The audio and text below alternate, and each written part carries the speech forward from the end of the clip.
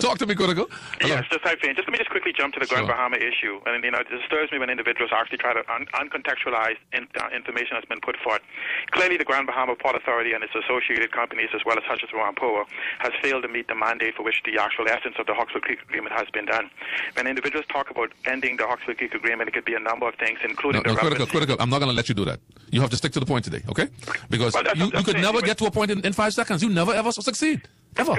But Fane, get to the point. Clearly, I am well aware of whatever 2 minutes I'm always allowed, and I'm always trying to make my point. You never make 2 minutes. Those 2 minutes. Go ahead, Critical. Go ahead. Okay.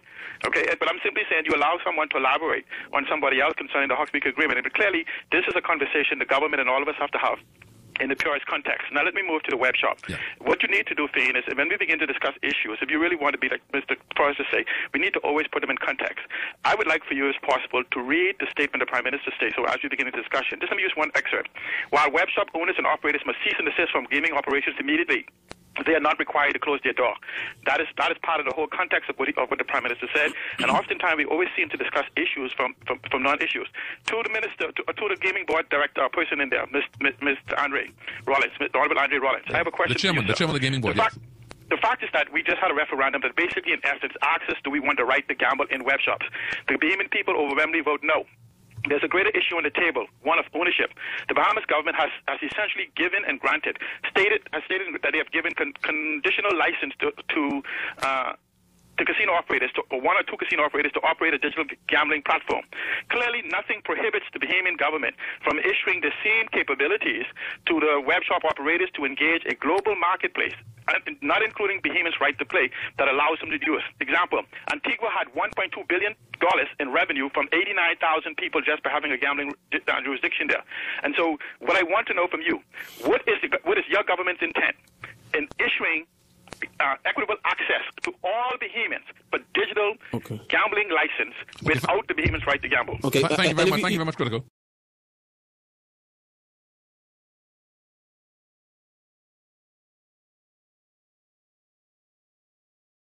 I would just say this. See, Critical Thinker calls a lot of shows to, in ways I think, and I respect his intellect, but in ways he misleads the public.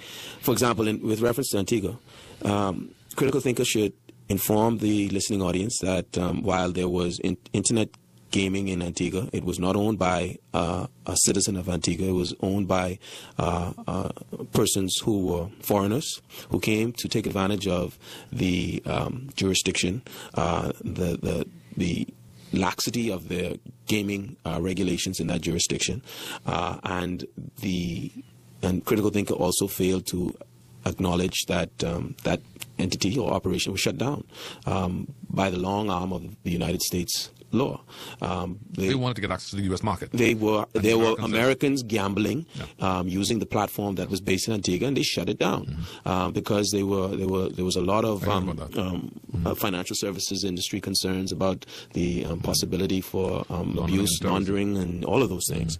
And so while I know that Critical Think is trying to create empowerment, economic empowerment opportunities for Bahamians, the fact of the matter is he should be, he should at least be more forthcoming in telling the whole story. Now, just so the persons know, in the Gaming Board, we're not just... Let me put in perspective.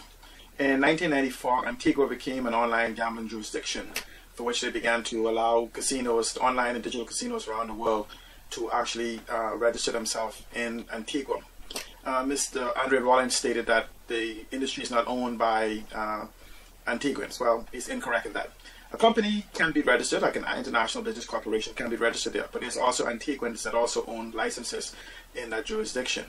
And so essentially, again, it's totally out of context. The conversation was that the Bahamas should consider becoming an online jurisdiction, allowing the web shop owners to have digital licenses in the Bahamas, like Antigua did. The economy of Antigua actually developed quite well. In fact, let me see if I can pull it up quickly for you and give you some actual numbers in regards to exactly what Antigua did. Okay, here we go. Let me see right here. During this first year, it says that Antigua basically had, coming up right here, and I want you to look at the perspective of this and compared to the amount of monies that that is made in the gambling industry here in the Bahamas with $400 million that basically cannibalize ourselves. I'm going to put this whole article, I'm going to insert this within this video at the end, so please, I want you to take the opportunity to read it. And the fact that this event concerning becoming a gambling jurisdiction, we must put in context that the Bahamas is the most digitally prepared country in the world with fiber digital density. And so as such, the fact that we live off the coast of Florida, of the US, of the United States, and I think like 70% of the world gamblers currently comes from America.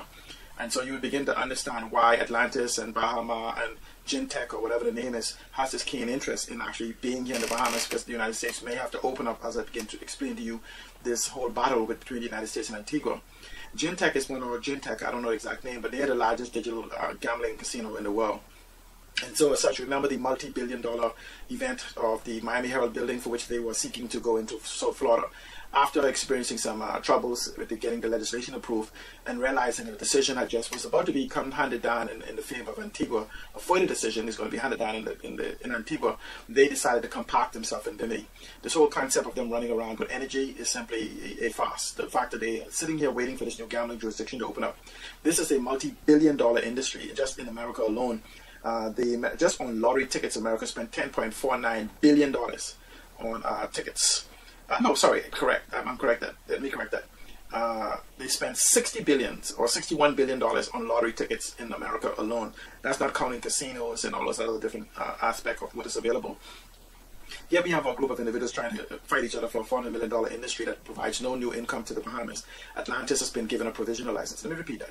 The government of the Bahamas has already given Atlantis a provisional license, which amounts to the same thing as web shop gaming, yet they had us fighting amongst ourselves concerning approving it. Clearly, what has happened is that we have made a decision that we do not want Bahamians to gamble in web shop.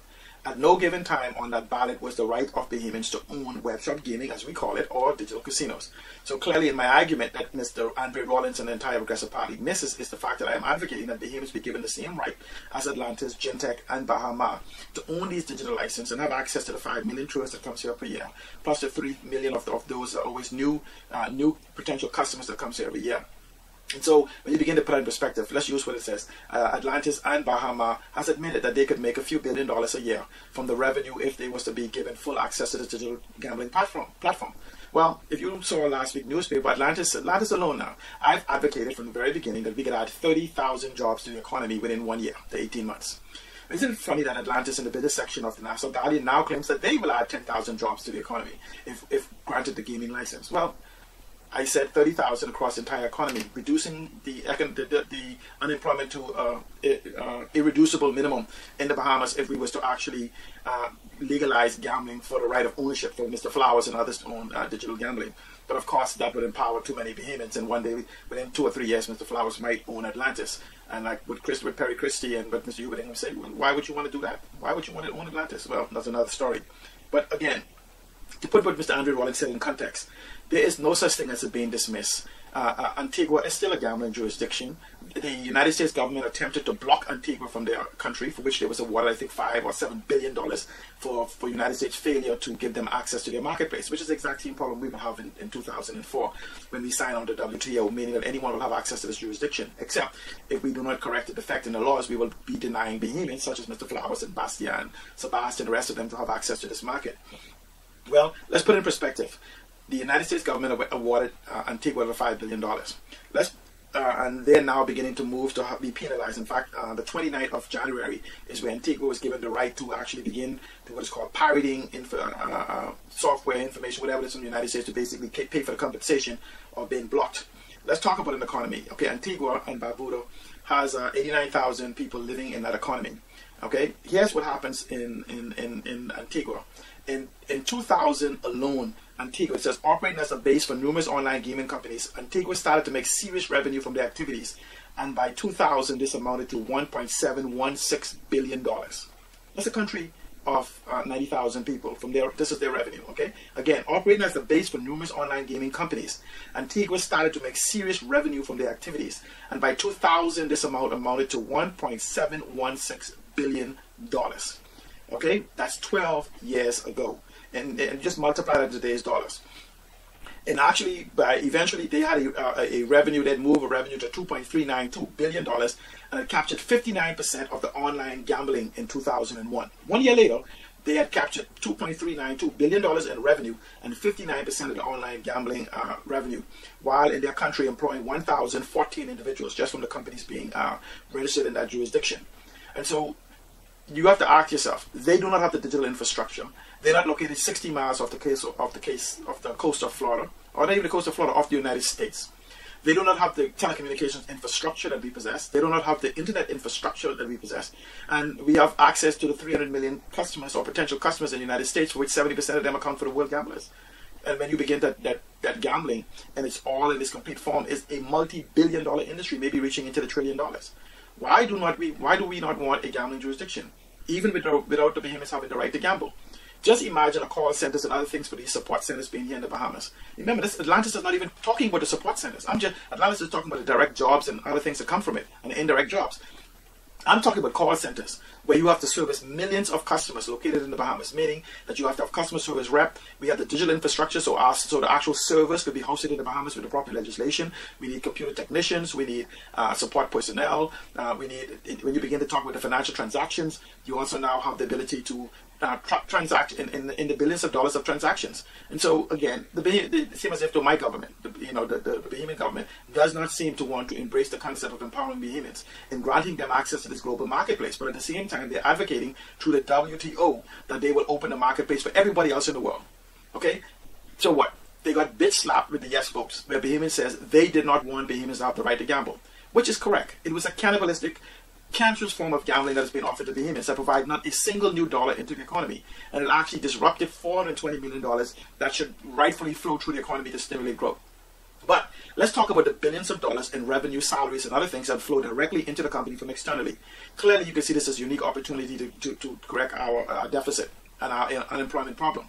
Let's add to that, if we was to have what is called a reasonable tax regime for which these companies that's now making $100 billion, $200 billion, $300 billion in revenue, where let's use 5% on $100 billion and see the amount of money that would bring to you. That would bring $5 billion in revenue, in tax revenue to the government of the Bahamas. Our budget is 1.5 to maybe $2 billion a year. So clearly we'll be running a surplus of about $3 billion a year on the gambling industry alone.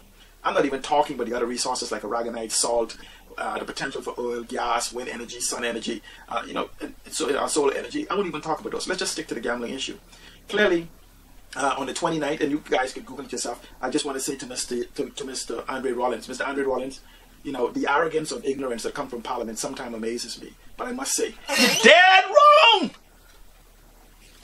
Might be in the information age, man. See, the problem is that, right, you sit in charge of the gambling board and you speak with such authority of something you absolutely know nothing of. And there's nothing more dangerous than a leader who don't know, he don't know. May I suggest, sir, if you're going to sit on that board for the development of the Bahamas as Bahamians become more aware, that you begin to inform yourself. That is what we pay you that $60,000 plus your salary for. Clearly, you can make the time to just read. And if you read and don't comprehend, maybe you should have somebody to break it down for you. You have my numbers. Yeah, you got my Facebook page, but you already blocked me off that, but that's cool. But you still have my numbers. I'm about building the Bahamas. And it's not an ego fight or anything of that sort. It's a simple question I put to you. Oh, they shut down and this and that. That doesn't make sense. And you speak with such authority, some people might actually believe you.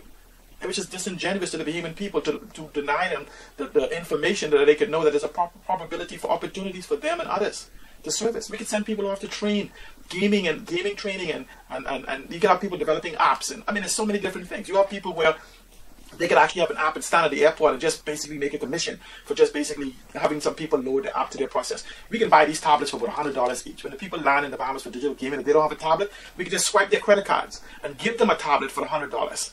Okay, and they say, okay, pay me $100 for the tablet, and we'll give you $100 worth of gaming credit. So basically, we just giving them the tablets just for them to gamble and game wherever they leave the Bahamas because it has the programs installed on it. There's some multi-billion-dollar opportunities. If you guys don't understand, ask somebody that do. You understand what I'm saying? Don't go on the air and abuse my areas, talking garbage, But again, here's this that Antigua, in January 29, the United States government, the WTO, gave Antigua permission to begin the bootlegging of technology and information as a means to force the United States government to honor their agreement and open up their market to businesses coming from Antigua. And so we cannot fight this. Under the WTO, you will definitely have to give permission for other individuals to have access to this jurisdiction at minimum, because if you give it to Atlantis, you can give it to somebody else. And let me read what it says right here. On January 28 this year at a meeting, listen to this, January 28, just a couple of days ago, maybe a week or so ago, the WTA authorized Antigua to suspend U.S. copyrights. In other words, copyrights for U.S. works such as music, photographs, films, and books will no longer apply in Antigua, and thus Antigua could provide those materials on any terms they please to anyone without compensation to whatever American entity owned the work. See what I mean? So this is the beginning of the penalty for denying companies from around the world, a member of WTO, access to the U.S. market. We are located, we're geographically located, perfectly, technologically prepared, and we can prepare our people within 18 months to do this. I have confidence that Mr. Flowers, a good friend of mine, he and I may disagree on different things, but again, we respect each other, our position, and we understand ultimately that we want to develop a better Bahamas. And nothing Mr. Flowers wants more than ownership of this economy in spite. I mean, I admire his ability, I admire his desire to clean up the industry over the last 9 years. And the fact that it may have gotten out of hand with a number of web shops entering the industry, that it did not allow him to finish his goal of bringing it some form of legitimacy, then seeking to have these archaic ownership rules. Remember, not playing rules, ownership rules thrown out of the country. And hopefully we can bring that about immediately. Now let me put this back in context again. The government of the Bahamas, we had a referendum to modify the Lottery and Gaming Act. The government of the Bahamas has given Atlantis a conditional license, and Bahamas is seeking the same, as well as, I guess, Gentech, as well as the one in Grand Bahama.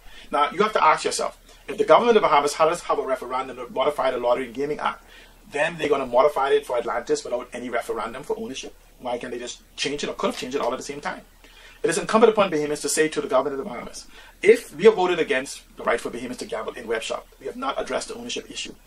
If you are to grant Bahamians, and not Bahamians, if you are to grant Atlantis the right to enter the digital gaming market, all Bahamians must be granted the same right, because you're modifying the same law that you say discriminate against Bahamian. Don't give me that thing, that crap I call it, about discriminating in the Constitution, because you cannot show me. No one can show me in the Constitution where it discriminates against Bahamian. It is not there. The law that discriminates against Bahamians, but in the pure sense against residents, lies in the Lotteries and Gaming Act, okay, not in the Constitution. And so we need to address that issue. I'm going to do a separate video explaining that to you. But we need to address, if you're going to modify the Lottery and Gaming Act for Atlantis, and modify it for all Bahamians. If you are going to create a digital law for transaction, make sure it covers that all Bahamians can have the right to own. Don't give me the crap about, oh, y'all voted no to playing to gamble in web shops. No. We want the right to own, legal, to be regulated, and taxed on ownership of casinos, global digital casinos. That was not the question on the referendum. Twist it, bend it, turn it how you want. But Bahamian people become educated. Mr. Andrew Rollins, Mr. Obadiah Wilstrom, and of course you, Mr. Phil Galanis, you're the trade commissioner. You should know this also. But you, Mr. Ryan Pinder, you're the minister of trade. You know this also. The question is, why aren't you guys coming to the Bahamian people? Tell us the truth. Or you don't think that we deserve the truth. You don't think we deserve to participate in a global marketplace. Then the question is, then why did you come with this sort of statement about believing in Bahamians? If you don't believe that we have the right of owning our economy.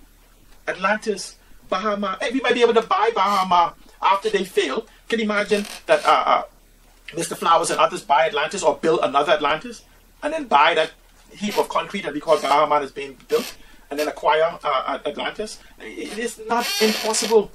Remember, you could buy Atlantis just like you buy a car with $200 million down and make the rest on payments. They don't need to know how to run it. Atlantis don't like, Saul Kirsten don't know how to run Atlantis. He buys the expertise he needs. We can do the same thing. Mr. Flowers could buy as much expertise as he needs. Why? Don't you think the Bahamians have the right to own their own country? Don't you think we have the ability to think? We have demonstrated that ability in everything we've done around the world. Mr. Prime Minister, do the right thing. Give us ownership of the gaming industry. We're years in advance of Atlantis. Give us the right to own the gaming industry. You could keep the fight going on in Parliament concerning the right for the web shops to close, but you could go into Parliament next week, into the court, sorry. But you could go into Parliament next week and you could pass the law giving Mr. Flowers and all the others, okay, Mr. Culmer here in Grand Bahama, the right to own gaming industry that service the world, that service the 5 million tourists a year that comes to the Bahamas, that will service the 300 million people once the world opens up, once America opens up, to service the millions of people in Canada, to service the millions of people that surround us. All the digital traffic coming from North America must travel through the Bahamas to get to Antigua, to get to Costa Rica, to get to these places. Why not have it stop here? Why not have the service, the call centers here? Why not have the support structure here? Why not have the hosting here, the data centers? We can have it all here with minimal effort. Just a stroke of the pen. You can use mine if you have to. Yeah, I got one here. There you go. It's red, but it doesn't matter. I just want you to use the pen. Just sign it. Create the law for ownership and bring an end to this farce. To end to this non-fulfilling discussion concerning the right to play in web shops. So the Talk Your House could go back to trying to dumb us down as opposed to continuously dragging us on with this thing. But hopefully they won't try to dumb us down. They'll move to more intelligent discourse for the development of the country. Thank you so much. But Mr. Andre Rollins, get with it, man. This is the new 21st century. You say you're the new generation of leaders. New generation of leaders are informed. They understand the World Wide Web. They understand the simplest thing called Google. They read and they comprehend. And in the lack of comprehension, they don't go in the arrogance of with the air of the arrogance of ignorance. They seek out those that understand and comprehend what they have read or experienced, and they try to come to an understanding. But please, stop misleading the people about Antigua went out of business and this and that and all of those other different things. Because it didn't happen. Okay? It did not happen. So please, correct that. Antigua is still in business, waiting for America to respond. But we can assume Antigua's position in the global marketplace by taking over the gaming industry around the world without having to build any of these more big, mega projects that we need for casinos. You know why? Because this is the new casino. This is the new casino. This is the new casino. This is the new casino. This is the new casino. Get with it, Bahamas 242. Demand more. These are high-paying jobs. PLP, get it right. You believe in Bahamians? Prove it. Go into Parliament, pass a bill giving us ownership of the gaming industry. I look forward to you and your response. Please, please, I beg you, believe in Bahamians, not just in words, but in action.